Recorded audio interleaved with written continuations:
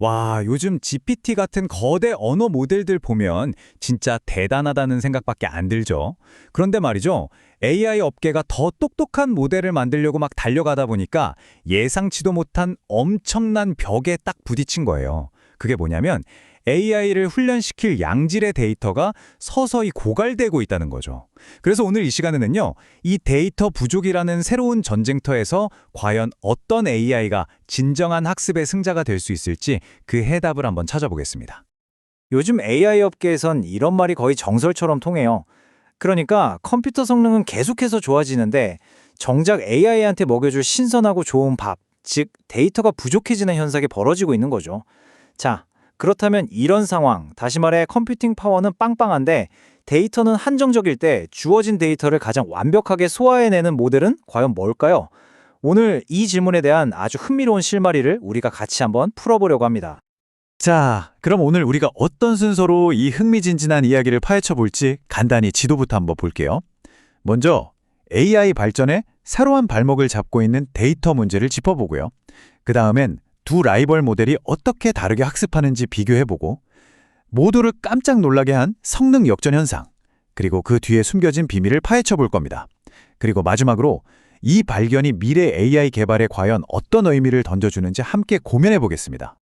네, 그럼 첫 번째 이야기부터 시작해 볼게요. 지금까지 AI 경쟁의 핵심이 누가 더 좋은 컴퓨터를 가졌냐, 즉 컴퓨팅 파워 싸움이었다면 이제는 누가 고품질 데이터를 더 효율적으로 쓰느냐의 싸움으로 완전히 판이 바뀌고 있습니다. 그리고 이 변화가 우리한테 아주 근본적인 질문 하나를 던집니다. 네, 바로 이 질문이 오늘 우리가 나눌 이야기의 가장 핵심적인 부분입니다. 한정된 데이터를 정말 마지막 한 방울까지 쥐어짜내서 순수한 지식으로 바꿔낼 수 있는 궁극의 데이터 연금술사는 과연 누구일까요? 이 질문에 대한 답을 찾으려면 우리 두 명의 선수를 링 위로 한번 불러내 봐야겠죠. 오랫동안 왕좌를 굳건히 지켜온 챔피언, 바로 자기회귀 모델, 줄여서 AR 모델이고요. 그리고 그 아성에 도전하는 정말 무서운 신의 확산 언어 모델, DLM입니다. 이 두 모델은요, 배우는 방식, 그러니까 그 철학 자체가 완전히 달라요. AR 모델이 책의 첫 페이지부터 마지막까지 순서대로 착착 읽으면서 다음 내용을 예측하는 모범생 스타일이라면 DLM은 전체 그림의 윤곽을 먼저 딱 보고 나서 비어있는 곳을 채워나가는 복원 전문가 혹은 예술가에 가깝다고 할 수 있죠. 좀 더 깊이 들어가 볼까요? 그러니까 우리가 흔히 쓰는 GPT 같은 AI 모델들은요, 아주 철저하게 왼쪽에서 오른쪽으로 순서대로 다음 단어가 뭐가 올지를 예측하면서 학습해요. 이런 엄격한 인과관계 덕분에 학습 속도가 굉장히 빠르고 효율적입니다. 바로 이 점이 오랫동안 AI 모델이 LLM 시장을 지배해온 핵심 비결이었죠. 반면에 DLM은 학습 방식부터가 정말 혁신적이에요. 멀쩡한 문장에다 일부러 노이즈, 그러니까 잡음을 막 섞어서 일부러 흐릿하게 만들어요. 그런 다음에 이걸 다시 완벽한 원본으로 되돌리는 훈련을 계속 반복하는 겁니다. 마치 오래되고 흐릿한 사진을 아주 선명하게 복원하는 전문가처럼요. 이런 식으로 복원하는 과정에서 단어 순서 같은 거에 전혀 얽매이지 않고 전체 문맥을 한 번에 파악하기 때문에 훨씬 더 깊고 유연하게 의미를 이해할 수 있게 되는 거죠.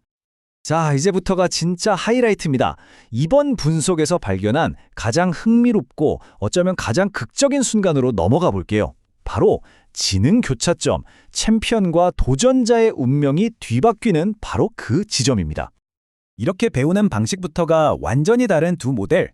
만약에 데이터가 정말 귀한 환경에서 똑같은 데이터를 계속 반복해서 학습시켜야 한다면 과연 누가 최후의 승자가 될까요?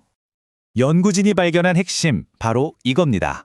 사용할 수 있는 데이터가 딱 한정되어 있을 때 같은 데이터를 계속 반복해서 학습시키다 보면 어느 순간부터 DLM이 똑같은 크기의 AR 모델보다 더 똑똑해지기 시작한다는 거예요.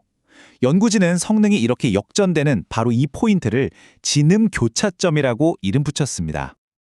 지금 보시는 이 그래프가 바로 그 극적인 순간을 딱 보여주는 건데요. 훈련 초반에는 AR 모델이 앞서가죠. 하지만 훈련을 반복할수록 AR 모델의 성능 향상 그래프는 어느 순간 벽에 부딪힌 것처럼 그냥 평평해져 버려요. 반면에 DLM은 마치 뒤늦게 잠재력이 폭발하는 것처럼 꾸준히 정말 꾸준히 성능이 오르다가 결국에는 AR 모델을 추월해버립니다. 데이터가 귀할수록 결국 더 깊이 파고드는 쪽이 이긴다는 걸 보여주는 거죠. 아니, 도대체 왜 이런 놀라운 역전 현상이 일어나는 걸까요? 그 이유가 궁금하시죠? 지금부터 DLM을 데이터 부족 시대의 슈퍼학습자로 만들어주는 3가지 비밀의 문을 하나씩 열어보겠습니다. DLM이 가진 비장의 무기는 바로 이 3가지로 요약할 수 있습니다. 순수라는 족수에서 벗어나고 누구보다 집요하게 데이터를 파고들고 심지어 스스로 학습 데이터를 부풀리기까지 하죠. 자, 그럼 하나씩 자세히 들여다볼까요? 첫 번째 비밀은 바로 순서에 얽매이지 않는 엄청난 유연함입니다.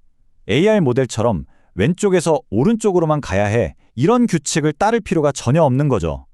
문장의 중간부터 시작하거나 뒤에서부터 거꾸로 보거나 심지어 단어 순서가 뒤죽박죽 섞여 있어도 문맥을 파악할 수 있어요.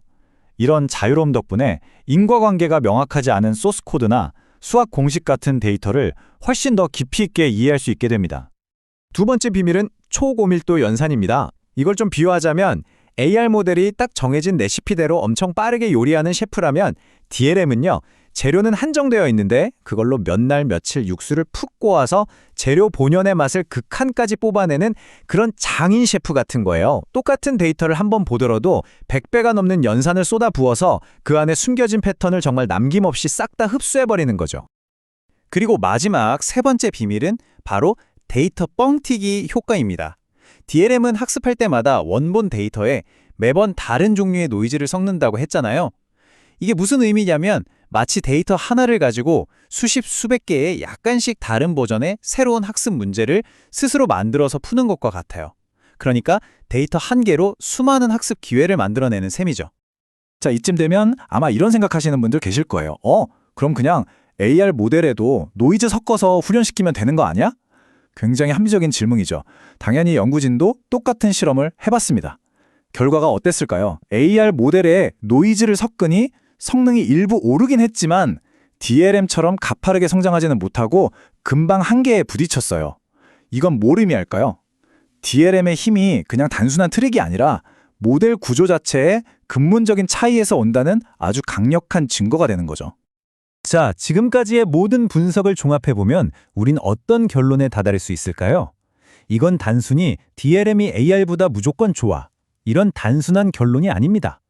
우리가 가진 자원과 처한 환경에 따라서 최적의 도구를 선택해야 한다는 훨씬 더 전략적인 이야기로 넘어가게 됩니다.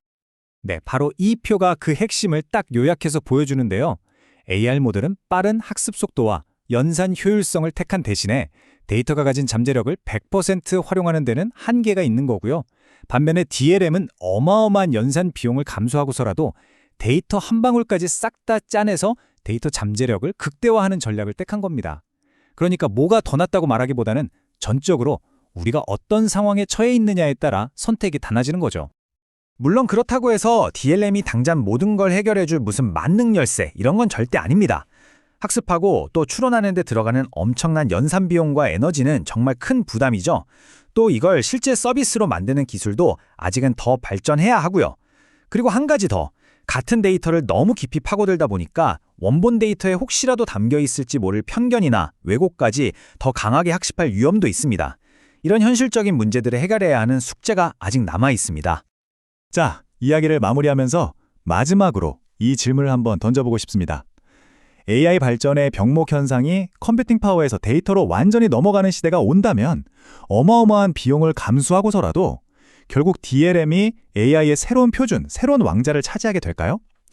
그리고 순서의 제약에서 완전히 자유로운 이 DLM의 학습 방식이 코딩이나 수학처럼 정답이 명확한 분야를 넘어서 아직 우리가 상상하지도 못했던 어떤 창의적인 영역에서 새로운 가능성의 문을 열어주게 될지 한번 생각해보는 것도 정말 흥미로운 일이 될 것 같습니다.